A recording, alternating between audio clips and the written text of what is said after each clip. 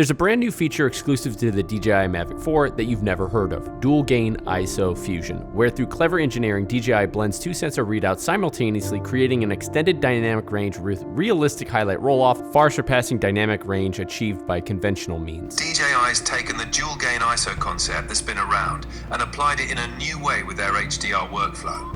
This makes it easier for drone pilots to get the best dynamic range. You've never used it because currently it's not advertised, there's no white paper on it, but it's there, buried in the menu, waiting to be beta tested under a veil of secrecy for reasons to which I do not fully comprehend yet.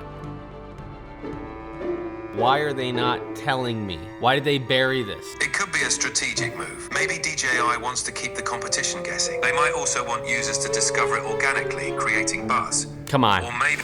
No, I'm getting a little ahead of myself. Let's back up. Do you know how far I had to drive and how many trade laws I had to break to get my hands on this?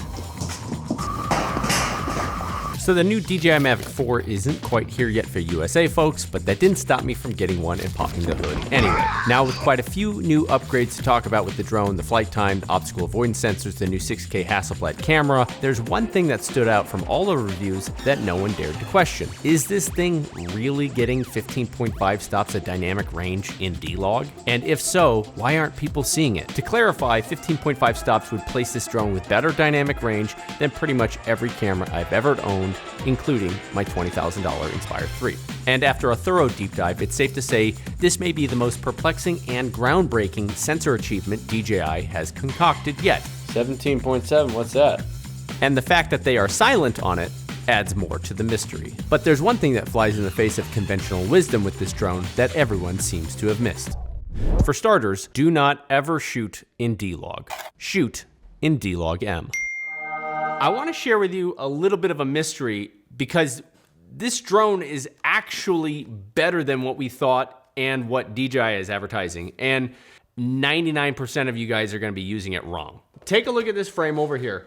This is shot on the Mavic 4 Pro. This is a normal sunset in my neighborhood. We're shooting in a flat log profile and we're trying to max out the dynamic range looking straight at the sun. Now this is properly exposed at native ISO using the Monitor Assist preview with the RC Pro 2. So look at the sun right here, and now look at it again.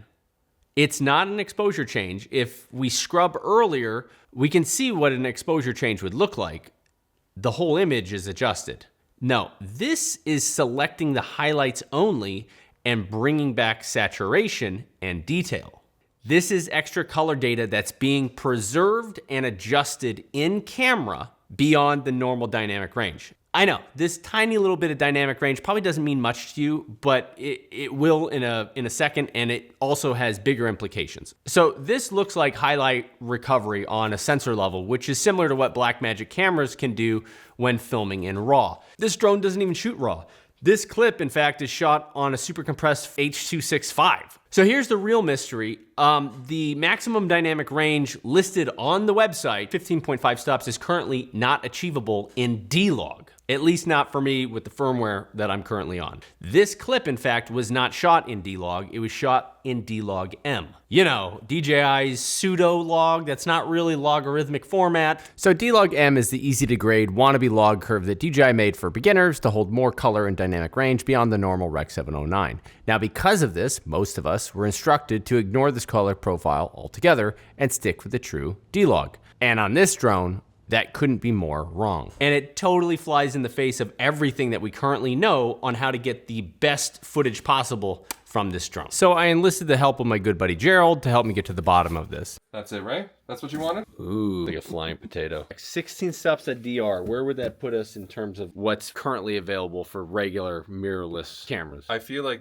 not. I think that's like cine camera, and also expensive ones at that. You know, like when Ari's like, we've got a new 17, 18, 20, it's that level of thing. Do you think this is gonna have it? Do you think it's marketing? They've historically been pretty accurate. I would say 50-50. 50-50. So to put this in context, remember the last time we tested the Inspire 3, that was claimed to have 15 stops of dynamic range, which I thought was pretty impressive. And with Gerald's standards, it was like 15.1. So it actually did better than what they claimed. All right, Gerald, go to work. Now, Gerald has a Xyla 21 dynamic range chart, which is not something you generally test with a drone, but he's a good friend and he was willing to oblige. Do you know if each lens has a different sensor? Yes. Or do they... Oh, okay. So there's 3 different sensors. So which is the good one? And when you film it with a camera, you see basically the amount of stops that the sensor can perceive, and then the rest go to nothing. And this tells us how many patches the camera can detect, but it also, when using software, will show us how noisy the darker patches are. Most cameras can't see 21. On the 6K, I'm seeing 14 and a half. 12 usable. That's a standard mirrorless camera good result. If you got this on your Lumix, Sony, Nikon, whatever, you'd be like, oh, pretty good result. You know? Yeah, 14.4? Bro, we got no video here. That's just a standard sensor. With dynamic range, test results may vary based on how you rate the signal to noise. Every company seems to do it a little differently. Coming up a whole stop short, to me, felt like I was doing something wrong. After all, we had done this test already on the Inspire 3, and our test results had exceeded what DJI had claimed. If this doesn't have 16 stops, there's no video here. This is being shelved. So we basically ran all variables of the Mavic 4 Pro, the 6K 24, 4K 24, 4K 60, these options with the All-I codec and H.265 codec, and one after another failed to break anywhere close to 15 stops. If we shoot the 6K and stick it on a 4K timeline, you get a half a stop boost from oversampling. 14.7. All right. It's moving in the right direction. And the very last test we ran, despite knowing it's not a logarithmic curve and should not hold more than 12 to 13 stops, was D-LogM. There it is. 16 stops. How does that make any sense at all? It's like the noise floor is like non-existent. It's like way down there. This is the noise floor. Mm-hmm. And here's all your stops. And I'm saying like, oh, there's probably nothing in there. But then when I jack it up, the stops kind of like, they kind of come above the noise floor a little bit. Yeah, they're noisy as all hell, but they kind of appear, right? Mm-hmm. And you can see it in the image that they just sort of magically noisy, but they come back. Where on the regular log, I don't think that as many are sitting above the noise floor. D-LogM is actually tuned to get more stops than D-Log, which is so counterintuitive. So the thing that cracks me up is this flies in the face of all of the pro tips that we've been following for years, which is shoot in D-Log and overexpose or whatever, right? But a funny thing happened. We got tipped off from someone at DJI to look into the effects of D-LogM color space when enabling the auto ISO. The tip we got is that using auto ISO, either full auto or limited to just the ISO, when in D-LogM mode would unlock an unknown quantity of additional dynamic range. So here I take you back to the original shot, which was me turning auto ISO on and off. Now at this point, it's unclear if the bonus dynamic range is in addition to the 16 stops achieved in D-LogM, or if it's the reason D-LogM outperforms D-Log. But what is clear is it works on all 3 cameras, the 28mm, the 70, and the 168, all of them get a bump of dynamic range, suggesting this is more of a D-LogM color profile post manipulation than it is about the actual sensors. So when Gerald and I attempted to run this test again, this time in D-LogM and in auto ISO mode, we got that crazy number, 17.7 stops of dynamic range. Now, to be clear, it's possible this is correct, but it's also possible this is wildly incorrect. Noisy as all hell, and it kind of beats it's not how you use the Xyla chart, so I don't know what it's telling us. But. Now, Gerald and I don't put too much weight on these results. Xyla 21 charts are not reliable when testing methods are not standardized, and putting a camera into auto mode destroys the methodology. But we know there's at least 2 stops additional of dynamic range afforded when using D-LogM and using auto exposure, either with full auto mode where it covers aperture, shutter speed, and ISO, or just the auto ISO by itself. So in pro mode, I have manually exposed the shot 1.3 stops overexposed just to see how D-LogM will handle clipped whites. And we can see in the clouds they are completely blown out. And if we look at the waveform, that information is also completely gone. Doesn't matter what we do to bring it down, it's gone. There's no more information being recorded above that line, which confirms that D-LogM is not a true logarithmic curve. You cannot overexpose D-LogM and recover highlights like you can in any other true log curve. But watch what happens when I do it again. Same settings, still in in D-LogM, and the only thing I've changed is I've turned it onto auto exposure mode, and I've used the evaluative exposure lock to match 1.3 stops overexposed. So now, even though it's in auto mode, it's the same exact exposure as the last shot that I manually exposed. Now look at the clouds, and let's look at the waveform. All of that information has been retained, and if you compare the two, it's a night and day difference. And the exposure has not been changed between the two. Look at the trees and the shadows. They're the same exposure. Just by using auto ISO, we're leveraging this secret HDR mode to give us a pretty fantastic natural highlight roll-off and recovery. What's also interesting is that no other DJI drone or DJI product for this matter has this type of D-LogM quasi HDR auto exposure function. And also, it doesn't matter if you're shooting H.265 or all eye, the effect works the same. If you look at this portion of the tree in the sun, you can see that I'm toggling auto exposure on and off, and it's clearly working the same. What does matter, however, is when we switch to D-Log. This function does not work at all in D-Log.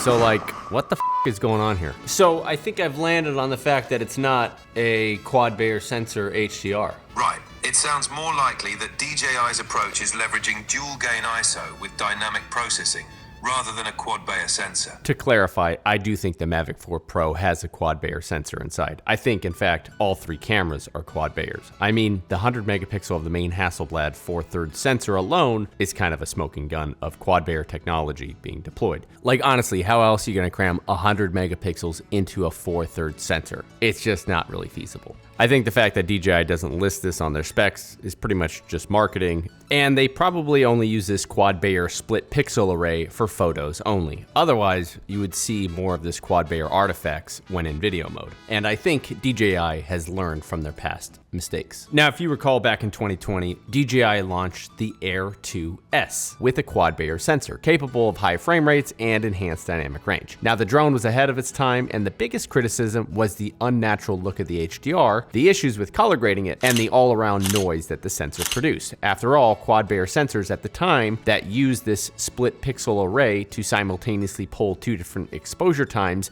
and then layer them were noisy and required a ton of light to look good. Now, DJI has no official comment on this, so it's really hard to determine with 100% certainty what's going on here, but there's a few clues that point away from quad Bayer HDR. And what we are seeing, in fact, is a dual gain readout similar to what Canon C300 Mark III does, where D-LogM enables an in-camera fusion HDR and standard D-Log enables a flat, unprocessed image, albeit less dynamic range. The main piece of evidence is the noise. There is zero additional noise when using the Auto ISO HDR fusion. And if this were a quad Bayer multi-exposure HDR, then you would expect some noise level increase, or at the very least, some evidence of a denoising process to get rid of the noise, such as detail loss or smearing, but there is none. The DJI's approach is leveraging dual gain ISO with dynamic processing rather than a quad Bayer sensor. It's more about the software and processing techniques at play here. However, some cameras, like Sony's FX3 and FX6, employ dual gain ISO technology to improve dynamic range. DJI's approach is unique in how it uses this dual gain method, specifically in auto ISO, to achieve this fusion effect. So what you're saying is DJI has figured out a way to take what's existed in other cameras already and has managed to come up with a new HDR workflow so that all professional drone pilots now just put it in auto mode? Exactly. Well, I'm sold. So is D-LogM really that much better than D-Log? On this drone, D-LogM is superior than D-Log in pretty much every scenario. When compared side by side for dynamic range, not only is there more recovered stops in the highlights, you can see on the tree details coming back with saturation, but also the shadows are less noisy as well, such as the shadowy side of the skyscrapers here and the underside of the Williamsburg Bridge. When comparing the two side by side, we can see just how much more muddy the shadows are on D-Log. For these trees to match in this shot, it looks like D-Log would have needed to be exposed higher and then in post push the shadows down deeper to get that same color that D-LogM has. What's even more fascinating is with D-LogM Auto ISO Fusion, you can even lift the darks pretty aggressively to uncover more detail and life with very little noise, meaning even for night shots, D-LogM is the all-around best profile and is pretty forgiving even if underexposed. Using DaVinci Resolve denoiser, we put a number to the noise and it starts getting interesting. As it turns out, D-LogM in either codec, H.265 or All-I, create the same exact noise and visually are identical with each other with the same amount of noise, details, and color fidelity, even when being pushed into extreme color grades. So, if you're shooting in D-LogM, it truly doesn't matter what codec you're shooting in. However, when we run the same exact tests against D-Log, it paints a different picture. D-LogM is less noisy than D-Log H.265 and significantly less noisy than D-Log All-I. And using some extreme color grading tests, we can see the limits of just how far the D-Log gamma can be pushed, whereas D-LogM seems to hold it together just fine. Because this color information is no longer being stretched across the demanding requirements of D-Log, there's no loss in color fidelity either, even when you push the grades beyond breaking point. To recap, if you want the best, cleanest results, shoot in D-LogM in every camera, in every scenario, in daytime or night. Shoot in H.265 and take the efficiency of codecs, and if you want to max out the dynamic range during sunsets or daylight, just put it in auto. You know, like if you were 8 years old. Better in the highlights, better dynamic range, way easier to grade, like game over. I mean, is this gonna be implemented in more cameras or drones? I hope so. I want this in the Ronin 4D. Give me 17.7 stops in the Ronin 4D. Special thanks to Gerald Undone for running these tests and my good friend Matt Emmy for this amazing footage. If you found this episode helpful, give me a like and subscribe. Do you know what my real estate shoots would look like with 17.7 stops? That would be phenomenal. I'll see you.